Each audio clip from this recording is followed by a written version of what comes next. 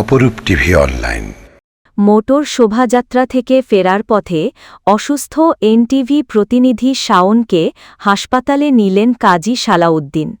ত্রয়োদশ জাতীয় সংসদ নির্বাচন ও গণভোটের তফসিল ঘোষণাকে কেন্দ্র করে সীতাকুণ্ডে অনুষ্ঠিত বিশাল মোটর শোভাযাত্রা শেষে ফেরার পথে এনটিভির প্রতিনিধি সাংবাদিক এনএইচ শাওন হঠাৎ অসুস্থ হয়ে পড়েন। পরিস্থিতি বুঝে সঙ্গে সঙ্গেই চট্টগ্রাম ৪ আসনের বিএনপি মনোনীত প্রার্থী কাজী মোহাম্মদ সালাউদ্দিনের নির্দেশে তাকে দ্রুত ভাটিয়ারী বিএসবিএইচ হাসপাতালে নেওয়া হয়।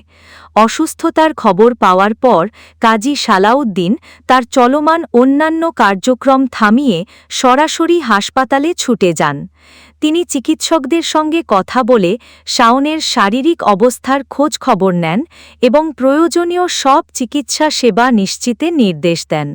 এ সময় তিনি তার মিডিয়া টিমের প্রধান অ্যাডভোকেট মোহাম্মদ সরোয়ার হোসেন লাবলুকে চিকিৎসা সংক্রান্ত সব ধরনের ব্যবস্থা নেওয়ার দায়িত্ব অর্পণ করেন।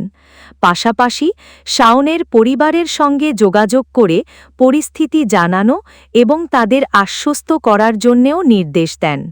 হাসপাতালে উপস্থিত নেতাকর্মীরা জানান শাওনের অবস্থার উন্নতি হচ্ছে এবং চিকিৎসকরা তাকে পর্যবেক্ষণে রেখেছেন।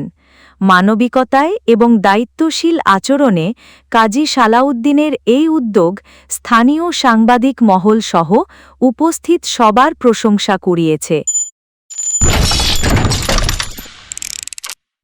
অপরূপ টিভি অনলাইন।